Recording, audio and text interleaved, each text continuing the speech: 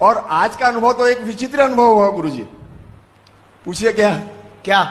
हाँ, तभी तो ये हुआ जब आप ले चले थे बागेश्वर धाम, परिक्रमा करवा रहे थे, तो आपको ये तो ध्यान नहीं रहा कि वहां निर्माण कार्य चल रहा, धोती फंस गई वहां, वो लिंटर जो पड़े हुए थे। अब बताइए। हाँ, धोती फंस गई थी, वो जो सलाखें लगी हुई थी उसमें, अब इसी रूप में चले गए थे। तो फिर बच्ची की निकल गई? नहीं, फंस गई थी, निकली नहीं, बस ये हो गई थी। ये कृपा रही है। वही मतलब कुछ लपेटे थे कि निकल गई थी? लपेटे, बिल्कुल पूरी तरह से सजग थे।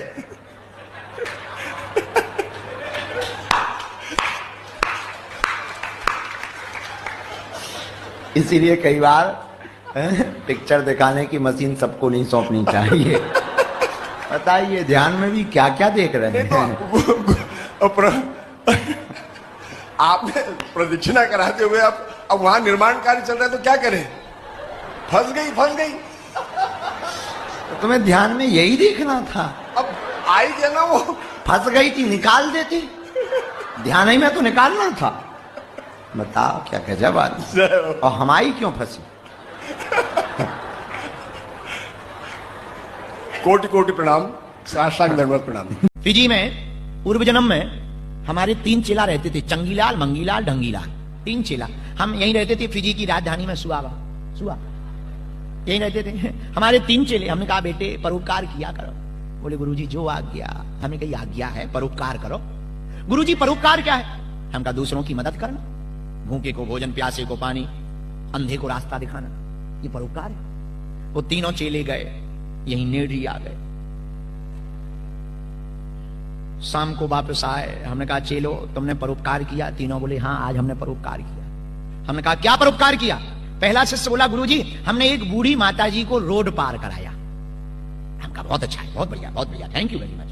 दूसरे से पूछा तुमने क्या किया? बोले गुरुजी हमने भी उसी बूढ़ी माताजी को रोड पार कराया। 2 एक साथ। हमने सोचा सामान होगा, सामान दे दिया होगा, तो सामान एक ने उठा लिया होगा, दूसरे ने हाथ पकड़ लिया होगा। ठीक है, बहुत अच्छा, बहुत बढ़िया, थैंक यू वेरी मच। पर तीसरे से पूछा तुमने क्या किया? गुरुजी परोपकार। किसका? बोली इन्हीं बूढ़ी माताजी को हमने भी रोड पार कराया। हम कहा तो गजब हो गई, 3 व्यक्ति एक ही माताजी को रोड पार कराया।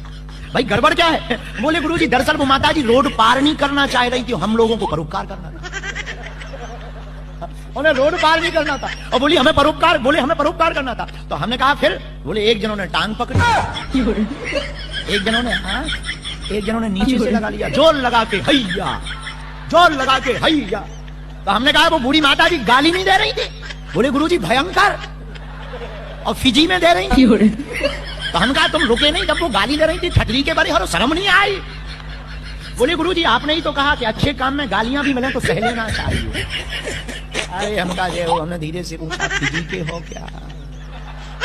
अब बताइए, कुछ लोग इसको भी पुण्य समझते हैं। ये पुण्य है कि पाप है? हे कमलजीत जी मुंबई वाले, तुम तो मुंबई में रहते हो, तुम विचार करो कहीं इसको ही तुम पुण्य मत समझ लेना। खोलते हुए कड़ाई में भेजे जाओगे, नरक भी तुम्हें स्पेशल 29वां बनेगा। हाँ ये याद रखो। हाँ इसलिए पुण्य क्या है पाप क्या है इस पर विचार होना चाहिए।